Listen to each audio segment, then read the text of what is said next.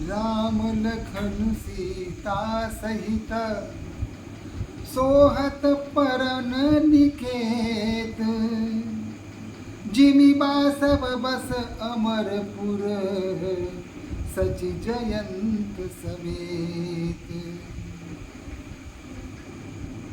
भगवान राम माता जानकी लखन के साथ पर्णकुटी में शोभायमान हो रहे हैं। ठीक उसी प्रकार जैसे स्वर्ग के राजा इंद्र अपनी पत्नी के साथ सची के साथ अपने पुत्र जयंत के साथ शोभायमान होते हैं, वैसे ही भगवान श्री राम माता जानकी और लक्ष्मण के साथ शोभायमान हो रहे हैं। जोग बही प्रभु सिय लखन ही कैसे, पलक विलोचन भूलक जैसे।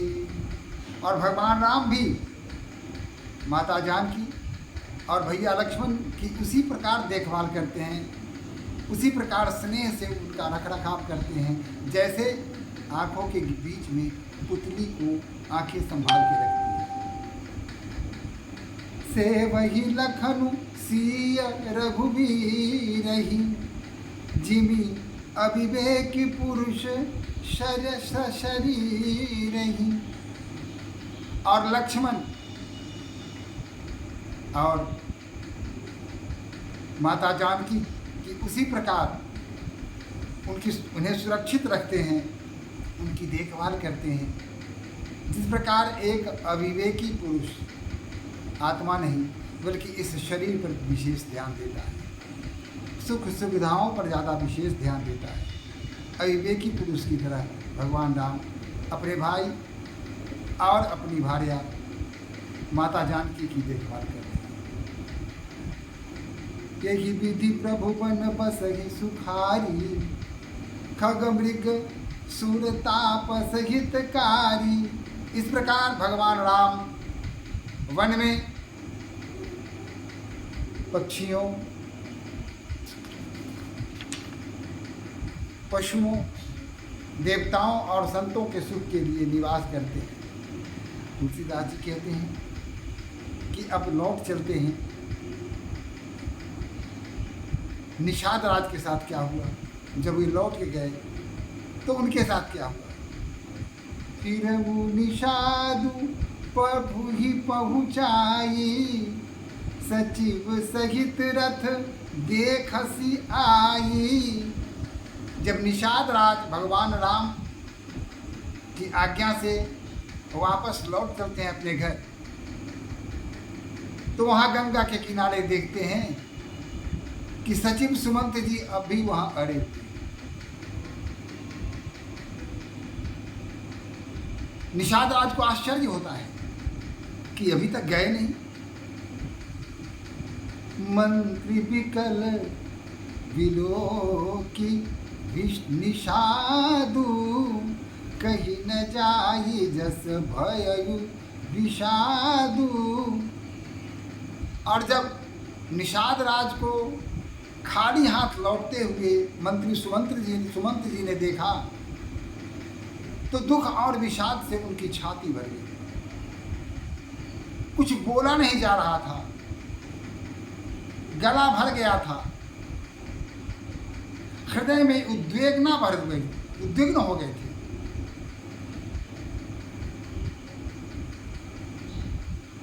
राम राम सिय लखन पुकारी, बार बार हे राम, हे सिए, हे सीता, हे लक्ष्मण, बार बार यह कह के पुकार रहे थे, आर्तनाद कर रहे थे, रो रहे थे।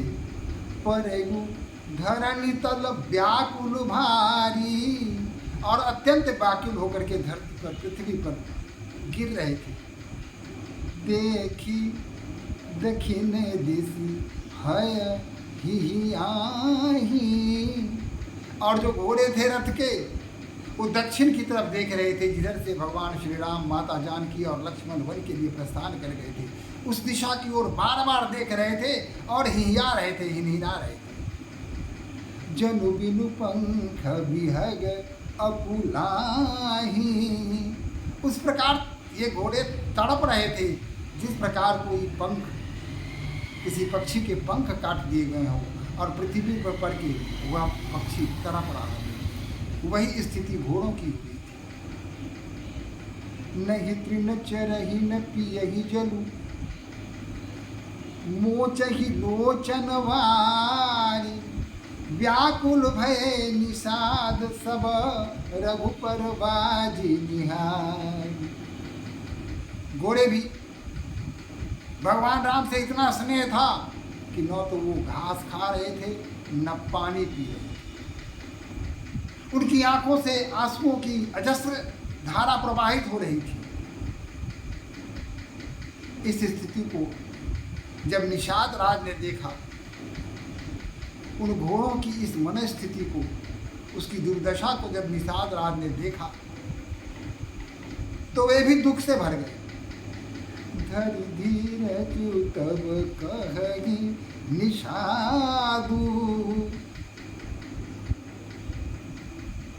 तब निषाद राज ने अपने हृदय में धैर्य धारण किया और अत्यंत विनम्र शब्दों में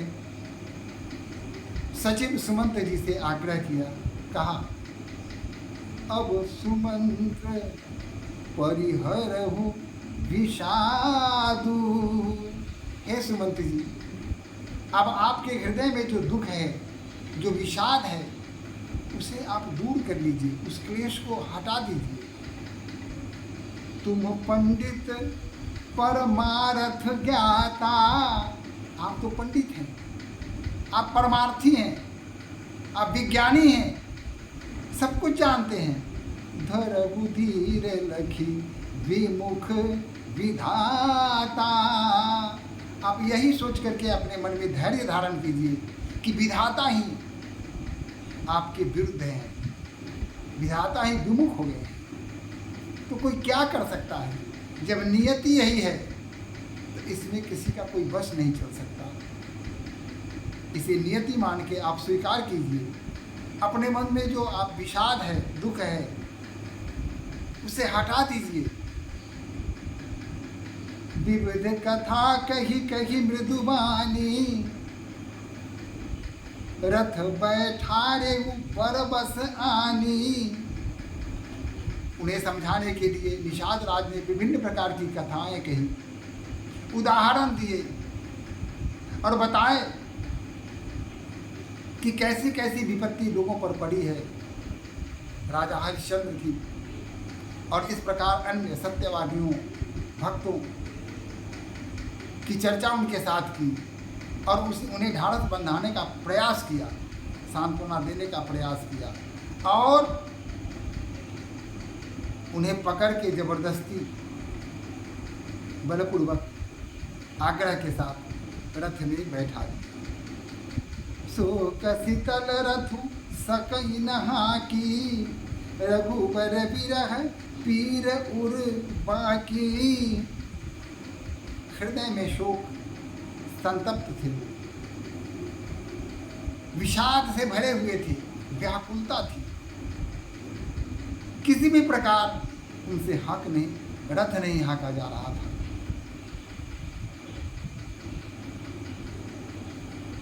चरफराही मग चलहि न घोरे, बिन मृग मनहु जानी रथ जोरे। और इधर घोड़े इनको जब हाकने का प्रयास करते थे तो घोड़े भी दाएं भाग रहे थे, बाएं भाग रहे थे। ऐसा लगता था कि ये सिखाए हुए घोड़े नहीं हैं, मानो जंगली हिरणों को रथ में जोत दिया गया हो, जो कभी बाएं भाग रहा है, कभी दाएं भाग रहा है।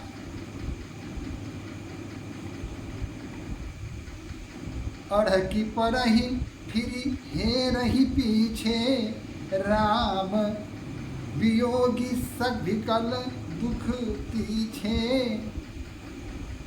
घोड़े बार बार आगे बढ़ने के बजाय पीछे मुड़ के देख रहे हैं। कभी दाएं भागते हैं, कभी बाएं भागते हैं और कभी पीछे मुड़ के देखते हैं, बार बार पीछे मुड़ के देखते हैं। घोड़े आगे जाना नहीं चाहते हैं। भगवान राम की विरह व्यथा को सह नहीं पा रहे हैं घोड़े।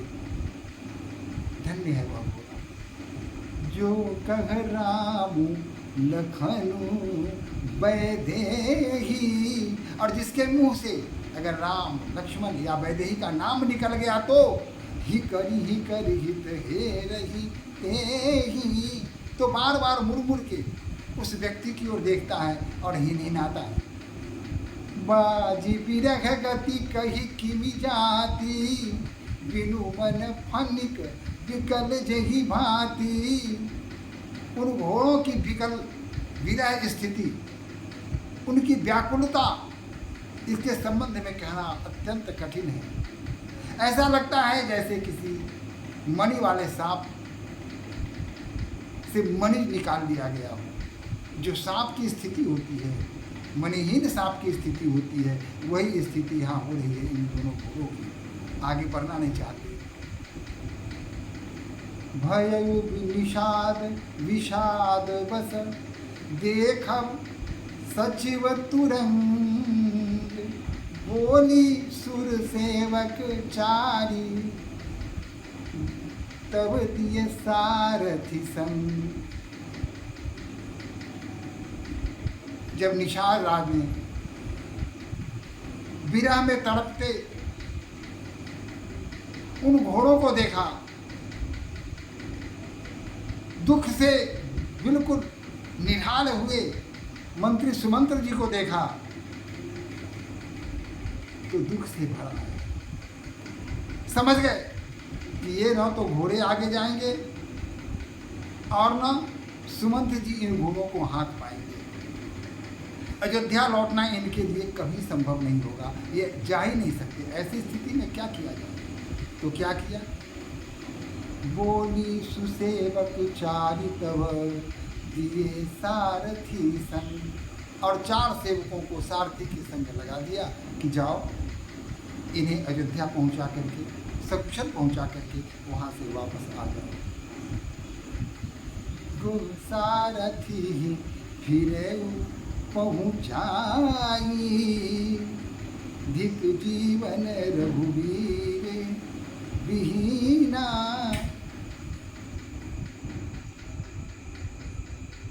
गोह सारथी फिरहु पहुंचाई, बिरघु विषाद बरनी नहीं जाई।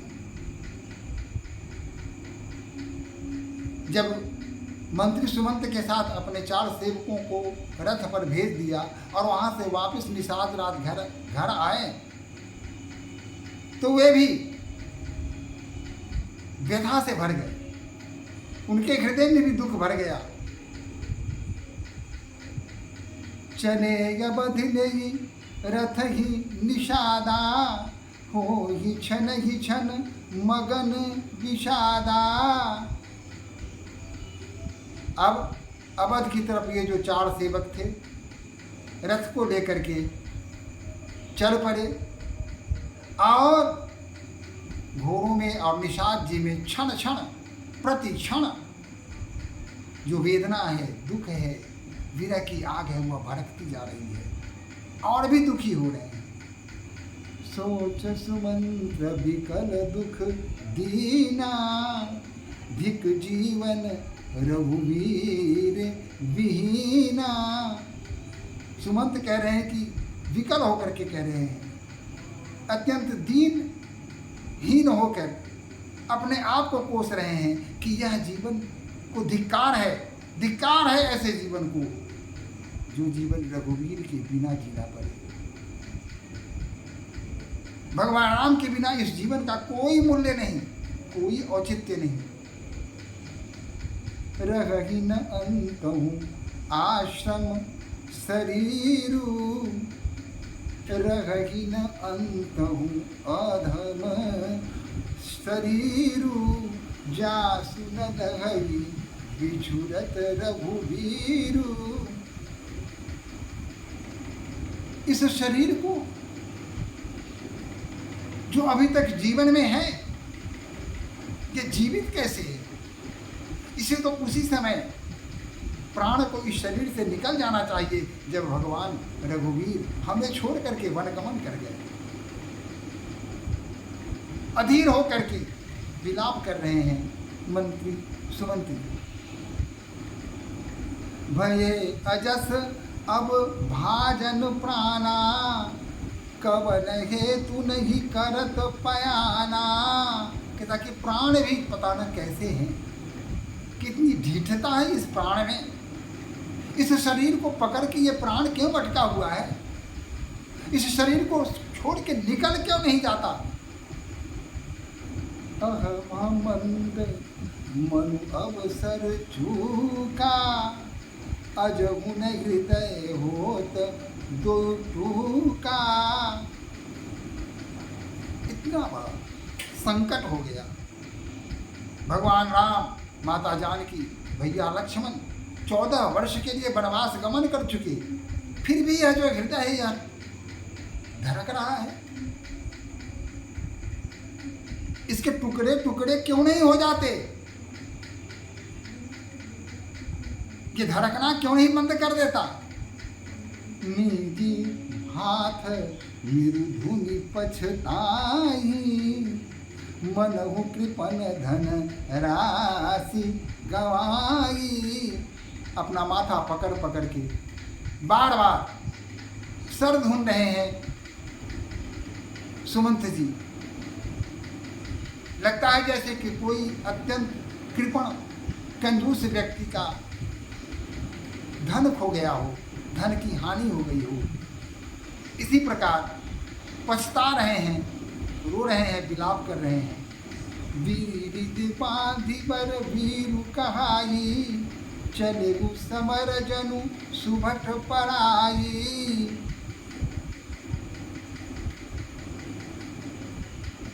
भगवान राम के बिना जीवन के अस्तित्व का कोई औचित्य नहीं। इस बात को मंत्री सुमंत अच्छी तरह समझ रहे हैं, दुखी हो रहे हैं। उनके मन में यह भी भाव आ रहा है कि मैं जाऊंगा तो राजा को क्या मुंह दिखाऊंगा, क्या बताऊंगा उन्हें, कैसे बताऊंगा कि भगवान राम, बहू जानकी और लक्ष्मण उनके लाख आग्रह करने के पश्चात भी नहीं लौटे। राजा पर क्या बीतेगा। अपने दुख के साथ साथ राजा के दुख की भी कल्पना करके सुमंत जी बार बार पछता रहे हैं, सिर धुन रहे हैं, दुखी हो रहे हैं, विलाप कर रहे हैं। क्योंकि पूरा अवध सिर्फ परिवार नहीं, अवध के जो नागरिक हैं उनके प्रश्नों का उत्तर क्या देंगे, उन्हें क्या जवाब दूंगा। ऐसे एक नहीं अनेकों प्रश्न से घिरे हुए सुमंत जी बैठे हुए हैं। निषाद राज के जो 4 सेवक हैं वे किसी तरह घोड़े को संभाल रहे हैं। सारथी घोड़े को आगे बढ़ाने का प्रयास कर रहा है। घोड़ा कभी बाएं देख रहा है, कभी दाएं देख रहा है, कभी बाएं भाग रहा है, कभी दाएं भाग रहा है, बार बार पीछे की तरफ देख रहा है और हिनहिना रहा है। आंखों से आंसुओं की धारा प्रवाहित हो रही है। ऐसी कारण की स्थिति वहां उत्पन्न हो रही है। सभी आगे जा रहे हैं। हे राम तुम्हारे चरणों में, हे राम तुम्हारे चरणों में यह जीवन भेंट किया मैंने। हे राम तुम्हारे चरणों में यह जीवन भेंट किया मैंने।